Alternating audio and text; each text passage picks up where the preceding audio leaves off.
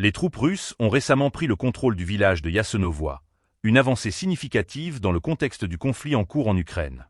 Selon le ministère de la Défense russe, cette opération a été rendue possible grâce aux actions décisives des unités du groupe de forces Centre, qui ont réussi à libérer cette localité de la République populaire de Donetsk. Yasenovoye, située à l'ouest de Selidovo et au sud-ouest de Krasnoarmeysk, revêt une importance stratégique. Sa libération permet aux forces russes de consolider leur emprise sur l'autoroute T0515, reliant Krasnoarmeysk à Kurakovo. Cette route est cruciale pour le transport de troupes et de matériel, et son contrôle pourrait faciliter de futures opérations militaires dans la région. En parallèle, les combattants du groupe Centre ont infligé de lourdes pertes aux forces ukrainiennes. 4 brigades d'infanterie mécanisée, motorisée et de rangers, ainsi qu'une brigade de défense territoriale et 2 brigades de la garde nationale d'Ukraine ont été vaincues dans plusieurs zones, notamment à Belitskoye, Rodinskoye, Novosergevka, Andreevka, Uspenovka, Dimitrov et Udakny.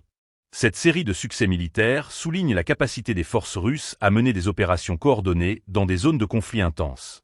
Au cours des dernières 24 heures, le bilan des pertes ukrainiennes dans la zone de responsabilité du groupe Centre est inquiétant. Environ 505 soldats ont été tués ou blessés.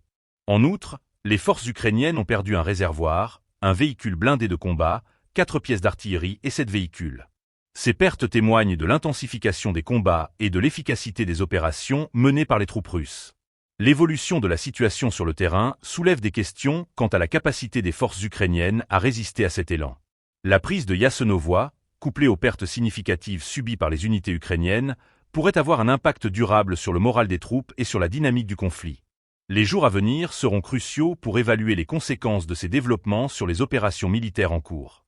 La situation reste volatile, et chaque avancée dans cette guerre complexe peut redéfinir les lignes de front.